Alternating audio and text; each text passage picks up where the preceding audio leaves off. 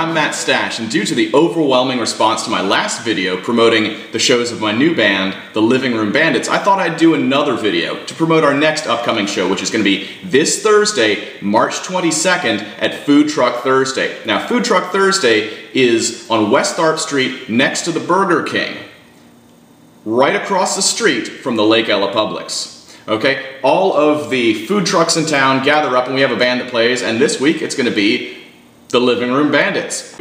Now, comfort food is the staple of the food truck phenomenon.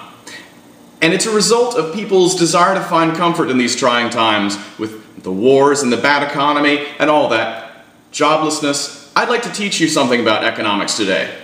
I took a class in economics once, so I know a thing or two about economics. Now, there's what's called demand. And in theory, as the price of goods goes up, demand goes down. But there's what's called inflexible demand. Inflexible demand means that no matter how high the prices on something get, the demand stays steady. I can think of two things in my life and in most people's lives that have sort of an inflexible demand, and that's booze and gasoline. And for the most part, when you get to cheaper booze, it does tend to taste like gasoline. And that's what I want to talk to you about today, is cheap booze.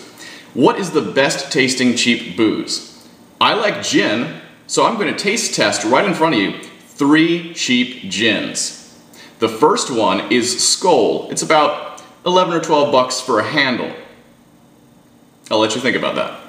The second one is a gin which is near and dear to my heart because it's probably the only gin that was foul enough for me to want to say, boy, this is a really foul gin, I don't want to finish the bottle, and that's Omega Gin. It's an overproof gin, but it's also something on the order of like 12 bucks for a handle.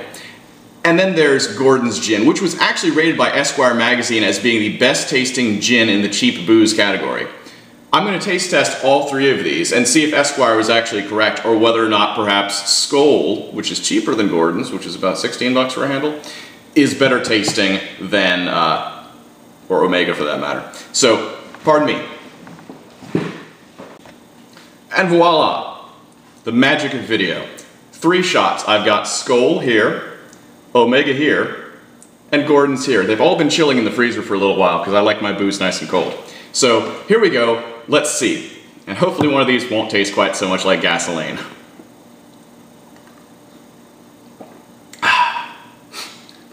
Well, it's okay. Tastes like cheap gin.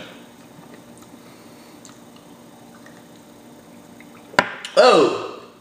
Oh! Oh! Whew! Huh! Now, the thing I'll say about Omega Gin is it has a very strong cardamom flavor. One of the spices that they infuse gin with is cardamom. And it has a very pronounced cardamom flavor. So if you made a coffee liqueur using Omega Gin, it would have sort of a Turkish coffee flavor to it. And you know what? I'm going to say that Gordon's was probably the best tasting out of those 3. Skoal is a close second. It really doesn't taste too much like gin, but wow, that was remarkable. Anyways, this Thursday, March 22nd, at Food Truck Thursday on West Tharp Street next to Burger King across the street from the Lake Ella Publix, the Living Room Bandits will be playing, presumably from 6 till 8, although it may be, you know, flexible. Unlike the demand for cheap booze and gasoline.